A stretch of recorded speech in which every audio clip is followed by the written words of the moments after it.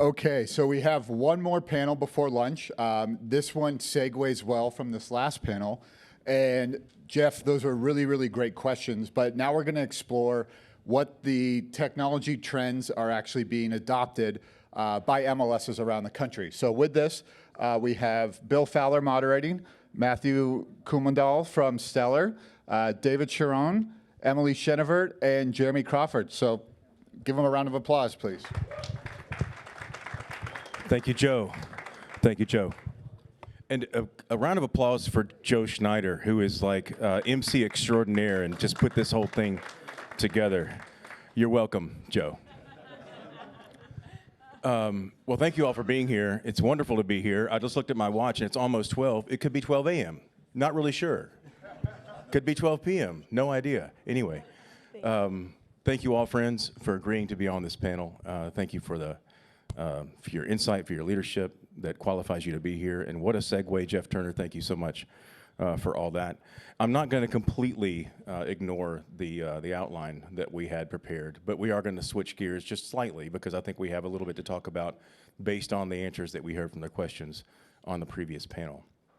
So if we could just go this direction, Jeremy, you get started. Just kind of tell us who you are, the organization that you run, and how many members that you have. I think that's good context. Absolutely. Jeremy Crawford, President and CEO of FMLS, Atlanta's MLS. We are actually privately broker shareholder owned, so not NAR owned or affiliated. 57,000 subscribers that we serve today. We also vend to other MLSs of about 15,000 subscribers, and then we data share with other MLSs as well. So exposure-wise, a listing in FMLS is actually out there to today over 225,000 agents and brokers through their local MLSs, be it us, a partner, or a data sharing partner, which some of them are in the room today. Emily. Okay. Hi, Emily Chenevert. I'm the CEO of Unlock MLS, which is a subsidiary of the Austin Board of Realtors, of which I also oversee. We're sitting at about 20,000 agents these days, which is double in the 5 years I've been CEO. Blows my mind in terms of the growth in the states and in Austin specifically, but that's what we do. David. Hey, good morning. David Charron. I used to be somebody. I've moved on from who's who to who's he. I ran a company called MRIS. We were a large multiple listing service in the Mid-Atlantic. About 6 years ago, that merged into what is now Bright MLS that covers South Jersey, Delaware, Pennsylvania, Maryland, parts of Virginia, D.C., parts of West Virginia. Big, about 100,000, 110,000 members. Other people are running that organization now and doing a great job. But pleased to be here. Good morning. Matthew. Thank you. So my name is Matthew. I'm the Vice President of Technology and Innovation at Stellar MLS. You've just met Shane Fairley, our COO, and we're based out of Orlando, but we cover a pretty big area in mid-Florida and have about 84,000 customers. And we also have the partnerships that Jeremy was talking about with data shares and probably cover around the same amount of people in terms of exposure. Yeah, so if you're doing the math at home, that's about 250,000 agents, about 15% or 17% of the U.S. market sitting on the stage right now. So the context here is very interesting, not only because of your size, but also of your geography. You're four very different organizations. You're kind of approaching member services in really unique ways. And so just by virtue, Matthew, I'll start back with you. Just by virtue of the way that the industry has moved over the last 2 to 3 years, you've been at Stellar for 2 years, I think, and then Almost 3, yeah. And you came from IBM. So as we come back this direction, I think you're the person with the least amount of tenure in this industry. But I'm really interested in your perspective and how you've seen not only your role, but the MLS itself kind of evolve since you kind of entered in the industry. So I've been actually in the industry for about 7 years, actually. Before Stellar MLS, I was in Canada at a real estate association who ran their own MLS system. And to your point, I came from a background of, I used to be a scientist. I used to work in nanotechnology and then went to IBM to do technology consulting and then came to real estate industry. And frankly, I was shocked. I was surprised how, really, for what it's worth, how backwards it is, right? It was very, very, very backwards, which meant there was a lot of opportunity, right? When I first saw the MLS system that they had in Edmonton, I actually thought it was a joke. I thought that interface comes from the 90s. And this is what, the largest asset class and the people working in that class are actually using to do these transactions. It's incredible, right? The reality is the data part is fantastic, right? That's really unique and it's amazing. The interfaces have not caught up with that at the time anyways. So to answer your question, I've seen, and there's many reasons for that, right? There's being a realtor is often a secondary career, right? So you don't see the same people that are trying to use TikTok all the time, right? So, but over the last 5-7 years, things have shifted a little bit. I was just looking at the NAR statistics, and I think about a quarter of home buyers are first-time home buyers, and their median age is 26 years old.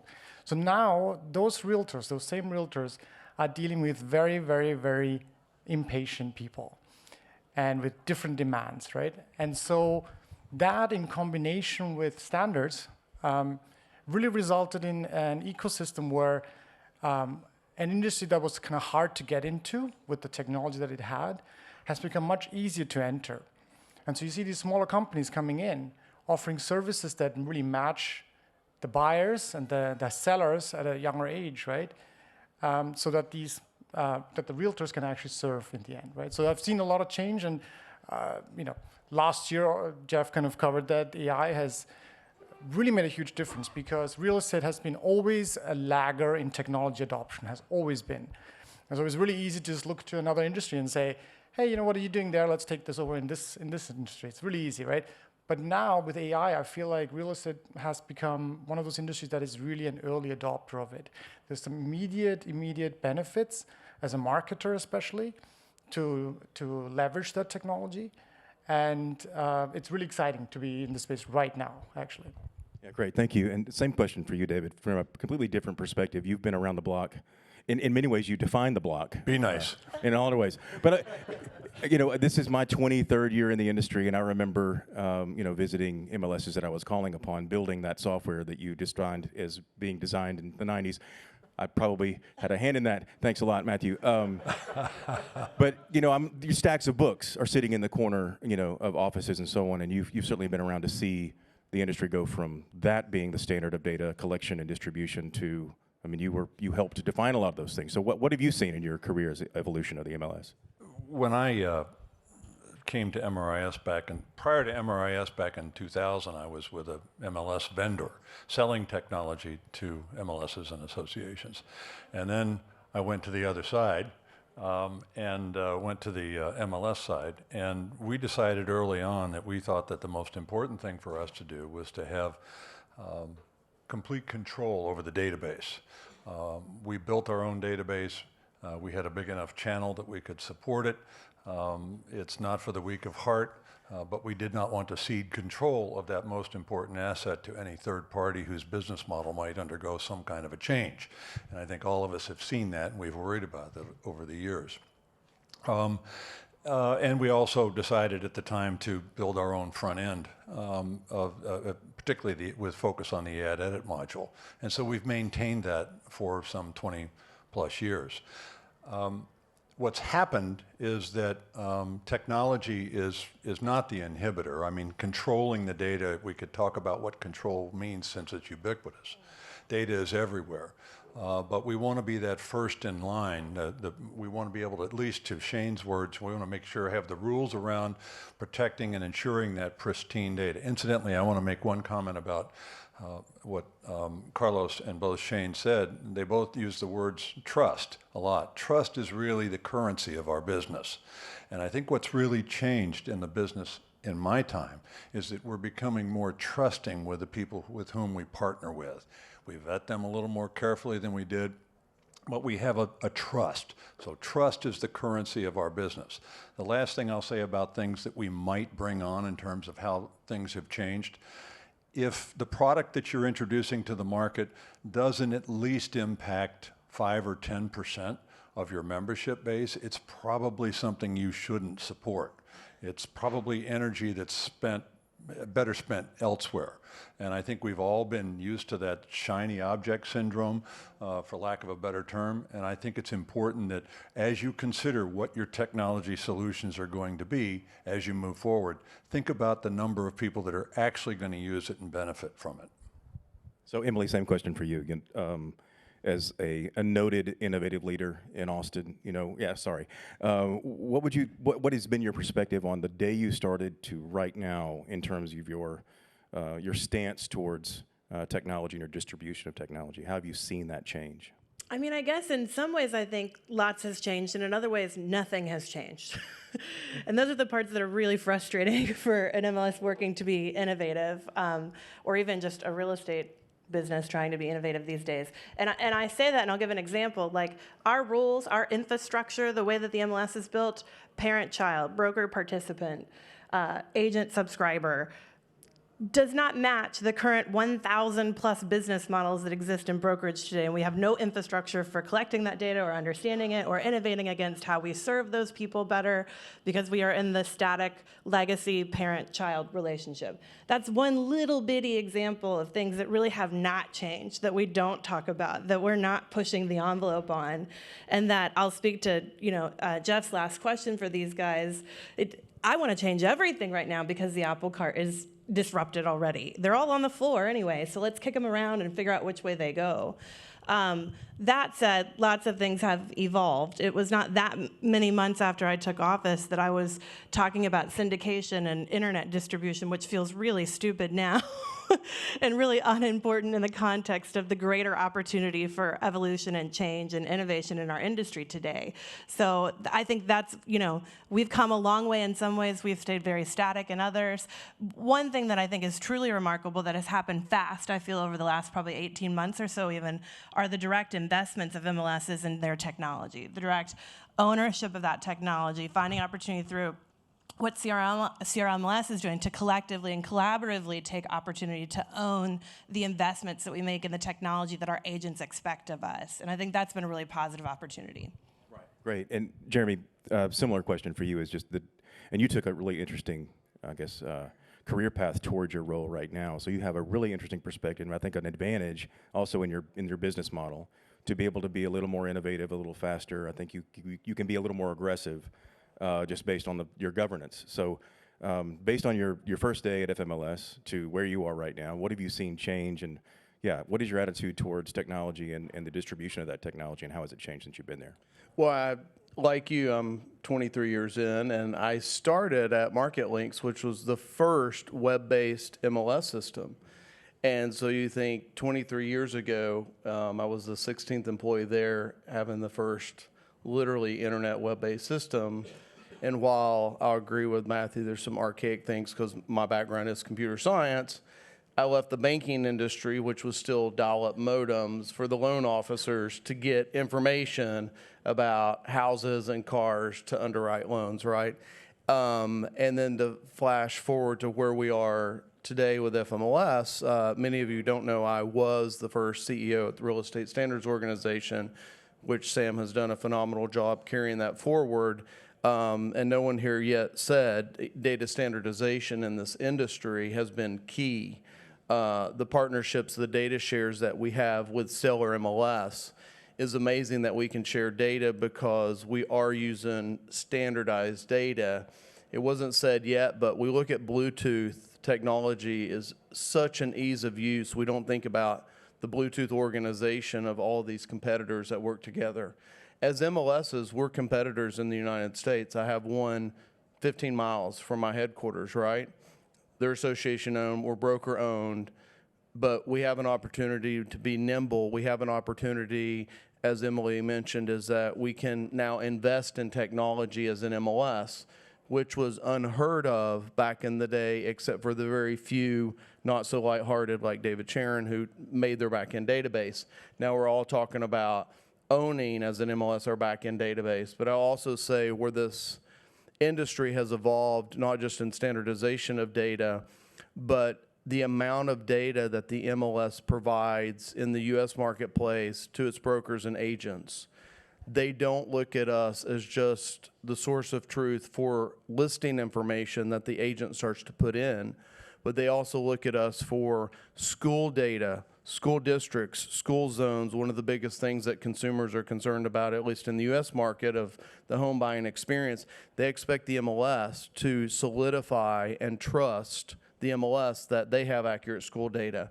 They have accurate flood information, not the insurance companies, but their MLS's backyard.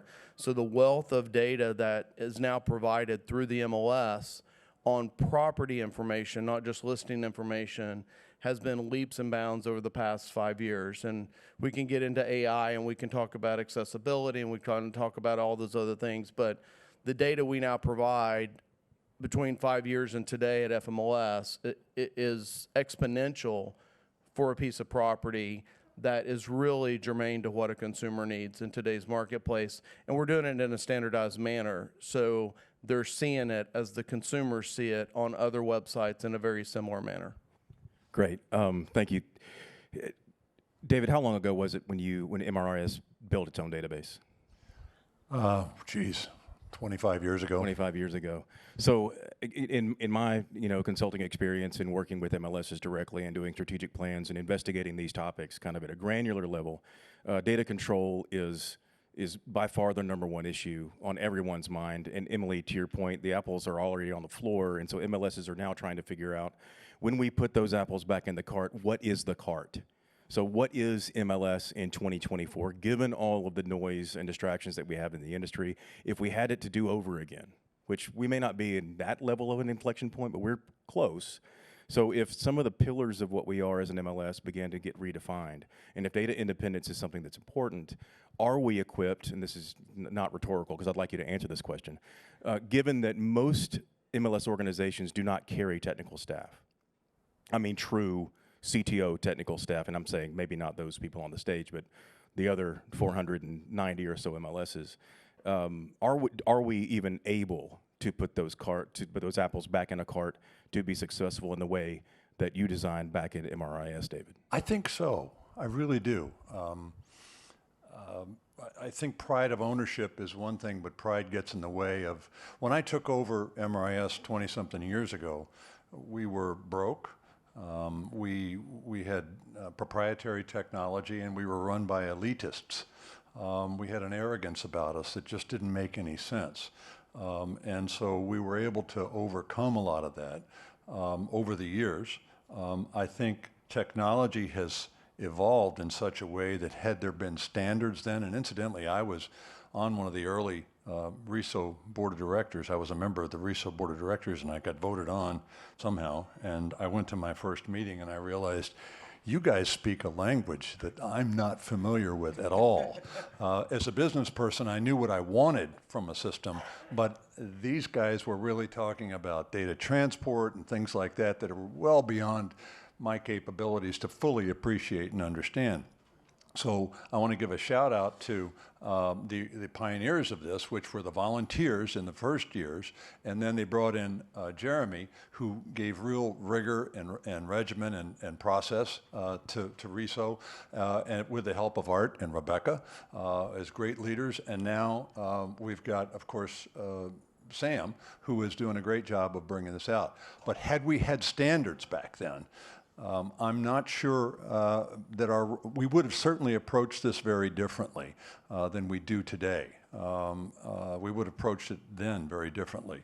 It would have been much easier. It would have been much less expensive. To your point, you can invest more readily. You didn't build it yourself, but you acquired it, and you're satisfied with it. John D. did the same thing, I believe, with much of his technology. So I think the standards piece is the foundation upon which all things can build, and that wasn't there years ago. I'm so excited to see this. So I think the pieces are all there. What I am having a little challenge with, and I'll say this as a question to the panel, that I think is, if I'm in the audience and I'm with our European partners here, it's one thing for us to say, well, we've got this big channel of 100,000 or 50,000 or 87,000, whatever it is, Mary Jo, you have. I wish we had that problem, said some of the people in the audience. And how do we get that? How do we start at a certain level and work our way up to that? And I'll be interested to see if the conversation in the next day and a half. Yeah, exactly. I think tomorrow when we have a mixed group, I think we're going to have a lot more overlap, and that conversation is going to be very lively and valuable. But I ask you the same question, Emily, and I'm coming to all of you with this, is that if we are at an inflection point, and if, let's just put it a little narrowly, we're governed, with the exception of you, we're governed kind of like the American Red Cross, and we need to start acting a lot more like Google. Can we? And again, it's not a can we do this, it's really have to do this, and the MLSs that are below the top 100 or so, and that may be even generous, simply do not have the capabilities to make this shift. And so how do we grow out of ourselves? How do we get away from, I think Jeff Turner's point was, this is no longer an MLS listings thing, it's a data thing, it's a property data thing. Can we graduate? Can we do this? Can we do it in a timely manner before there's an interruption that Jeff suggested that's going to come and take all of our lunch money? Well, I'm going to push back on you guys on the governance feedback, because I have been on all types of boards myself as volunteers and as someone engaged in different areas of interest, and they operate in all kinds of ways. And what I would say in our industry, at least in America, is we don't necessarily have a governance or a decision-making infrastructure problem. We have a culture problem. The way that we involve those volunteers, the extent to which they sometimes overstep in organizations that are not my own, because I have 2 board members here. No, but ironically, yes, Jeremy and I are structured entirely differently, and both made the same type of leap of faith to make an investment in technology. I did it by way of bringing a board along who was actually, I'll be fair, pushing me more than I was pushing them to say, we're going to be bold with our investments. We're going to be bold with what's available to us. So I think to blame the governance structure and say that that's going to prohibit our success in the future is foolish and short-sighted. It's also a cop-out. But I do think that there are lots of other types of investments that we need to continue to make, and that there's more work to be done to grow into the types of businesses that we need to be truly successful as we're restructuring ourselves and recreating ourselves. But these are businesses. Many of them are run like businesses with a board involved in those business decisions. Users are a part of product decisions in every business, or at least they should be if the product is worth its weight in salt, right? The same is true for me. They just provide also a more strategic oversight than just being a user who provides feedback on the product. So, culturally, manage your boards well. For those of you who don't have an MLS yet and are working to build one, use a board for good. You can leverage a board as an opportunity to create buy-in and ambassadors and people who love what you do and build that network for you and are influencers in your market. That's the best case scenario of a board. You can also have a board that wants to get in your weeds and is all up in your infrastructure and not productive as a partner. So just be sure that you've structured your guardrails in a way that makes them the powerful tool and partner that they can be in your decision making. So Jeremy, coming to you next, Mathew, but the similar question is like the governance structure that you had, again, which is exceptional to the panel. Barrier to you, an asset to you, do you think it's going to prevent you from doing what you need to do in a timely way, or is this the same kind of thing what Emily was saying, is as long as you, I guess, have that construct correctly and you get buy-in and you can do that in a timely manner, it's actually an asset to you, not a hindrance? My board is a huge asset to the way that we function. They are brokers that run firms that are very successful in their own business. They know how to run businesses in general. They know how to guide FMLS to run a business financially, profitable, customer satisfaction, innovation, and that's really their focus. And I think that, I think, Emily, you kind of break the mold against many others out there with your board as well. But to Emily's point, as a CEO, one of the most important things that you can do, and for those that don't have an MLS yet, one of the most important things that you can do, as Emily has done, is ensure you have the correct board members. Because as a CEO, your success is to make sure you have the best leaders guiding you at your board. And I think having a stable, diverse board of skill sets and longevity of their board, not volunteers that change every year that don't know what happened in December because it's now January, but stability, business thinking, forward thought thinking. They have run successful businesses. If we look at public and privately shareholder traded companies and you look at the makeup of their boards, Their boards are experts. Many of them are compensated, not volunteers, because they're experts. And that's going to make your organization successful. That's going to also make you have the ability as a CEO to be nimble. If you looked at what Jeff said of yesterday versus today of AI libraries that are out there, we need to move as quick as that. We do not need to be archaic in what Mathew found when he came into this industry, and we need to move swiftly and quickly. I can call an emergency board meeting tomorrow, and they'll make a decision tomorrow. We do not have to go through committee and process and discovery, and Emily has made sure that she has the same board makeup of success, no matter that we're completely different owned and different governed in our bylaws. The board members are leading the organization, and I know David has done the same thing at MRIS, and now Bright, and now that Brian Donnellan's there, is doing the same. It's making sure your board can provide success to the organization. That's so key, and if we had the blank slate like others do in the room from the European perspective, they have the opportunity to have standards that we never had, and they have the opportunity to learn and start from fresh, to know the mistakes that we had, because I'm happy to share the many mistakes that we've made in the United States in this industry, to go to Romania or Georgia and have one MLS for the entire country and have correct processes and procedures and accurate data, because we didn't have that in the US, and we're still not there yet. But they can start from scratch, whereas we're getting over mistakes we're continuously to make. Yeah, I think it needs to be said loudly and often that we haven't figured this out yet. We're still in a maturing phase, even though, yes, we're still trying to figure this out. So Mathew, we're going to switch gears a little bit because we have about 10 minutes left. And just to go back to the technology question, just by virtue of your position at Stellar, there's obviously an appetite for technology. There's obviously an appetite and a system and a workflow for implementation. You're looking for certain types of technology. You're always on the lookout for that. I have been on several of these calls with your team. You guys are incredibly gracious with young technology, and there's a system for that in place at Stellar. And for people who aren't familiar with the American, I guess, paradigm here, is that's somewhat unusual. Most MLSs don't have someone who is industry forward and out there actually trying to find new technology.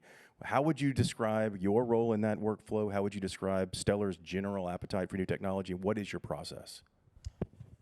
It's definitely a balance, right? We heard this before. There's so many new companies coming up, right? Especially now with AI in the conversation. Over the last 2 years or so, we have seen so much demand from vendors coming to us wanting to demo something. It was a challenge for us to actually process it. We had wait times of like months and months and months. And it required us to change, really.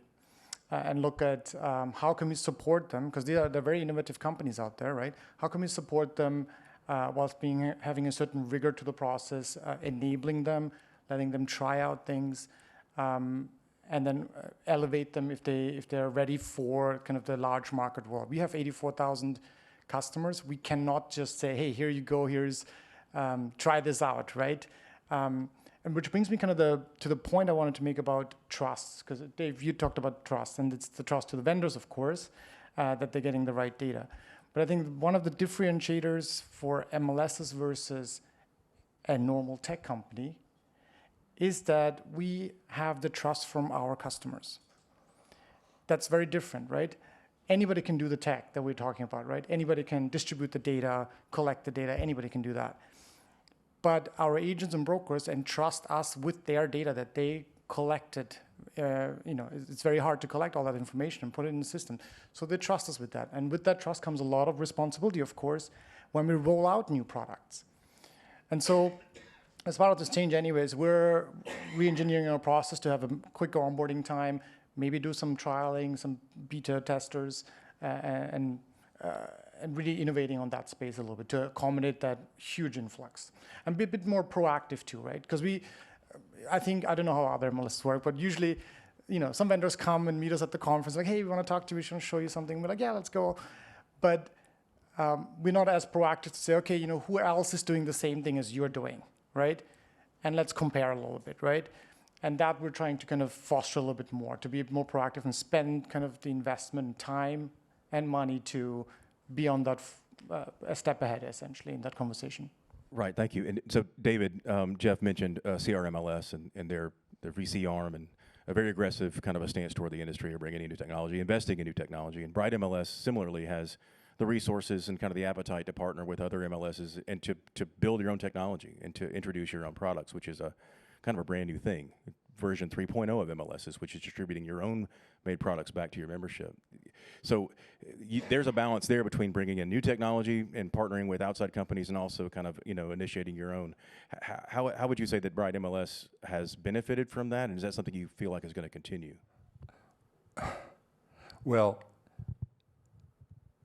you can't, to build your own product is a Herculean task, and you just can't decide you're going to fund it and then there's got to be some internal expertise. You have to have some competency in-house in order to step out and do certain things.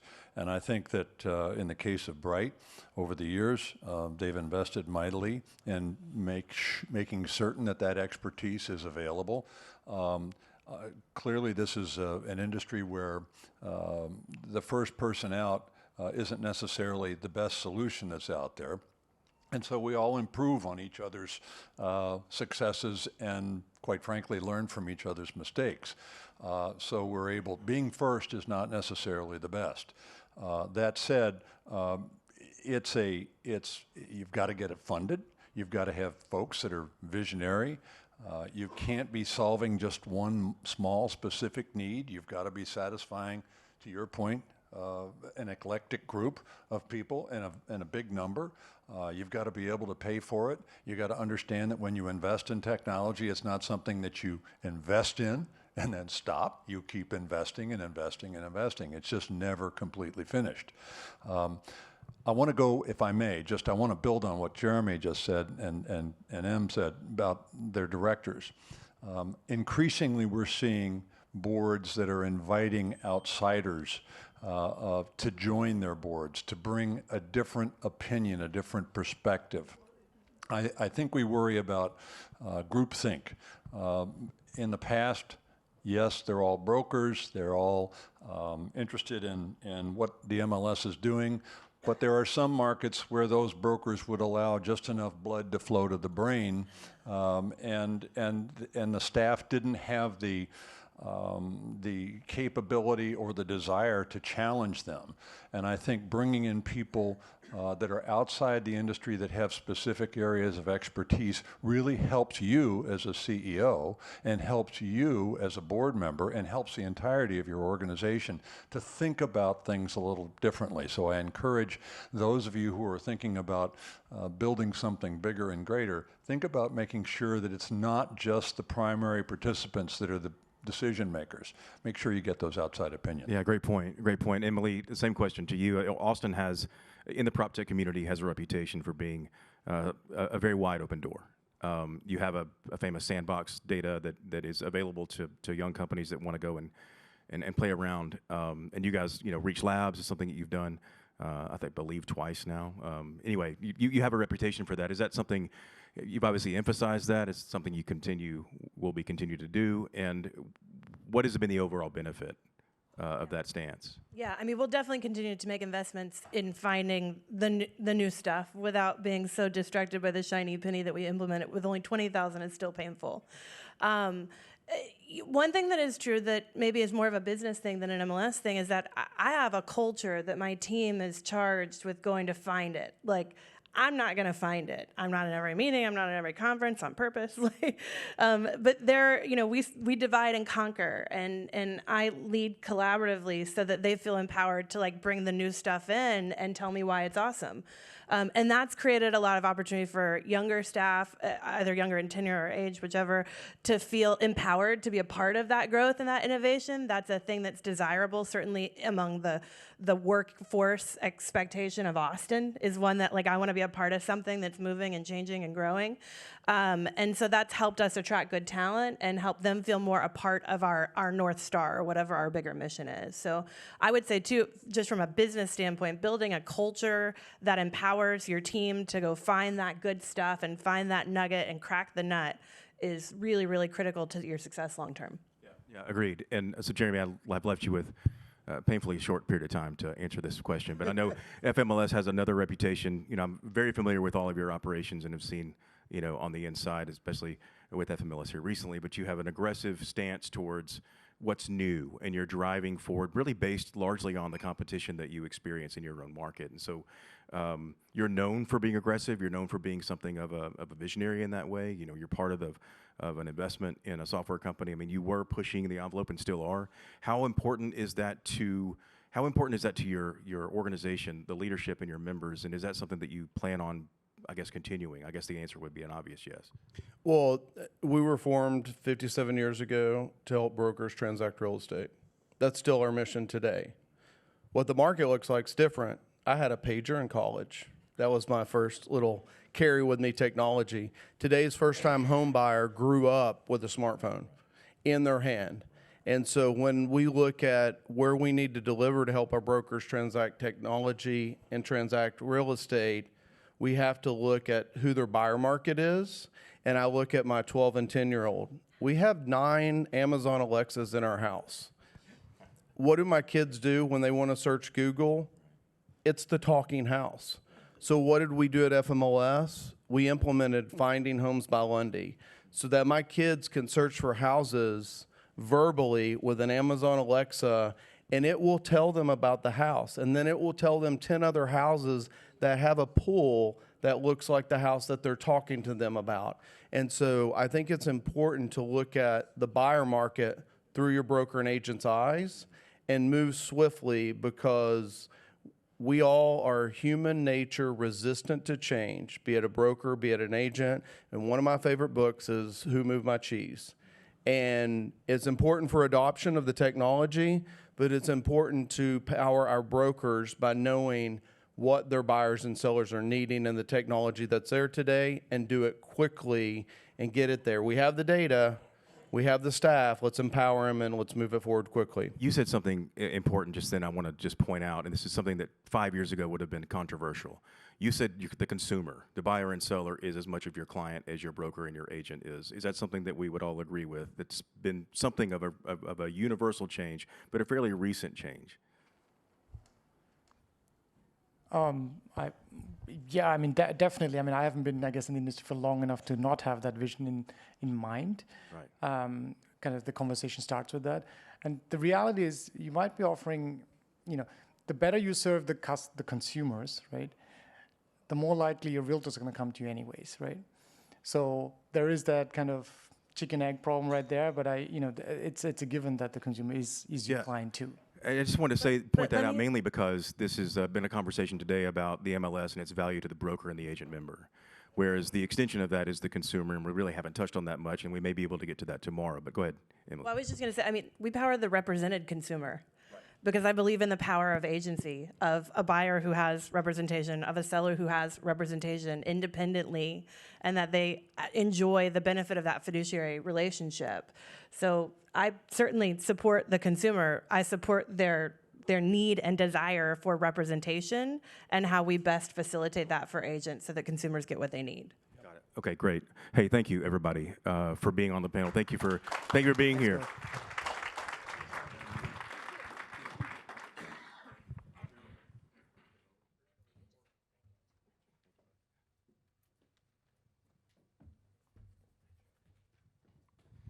Okay, I want to take a second to acknowledge a minor miracle.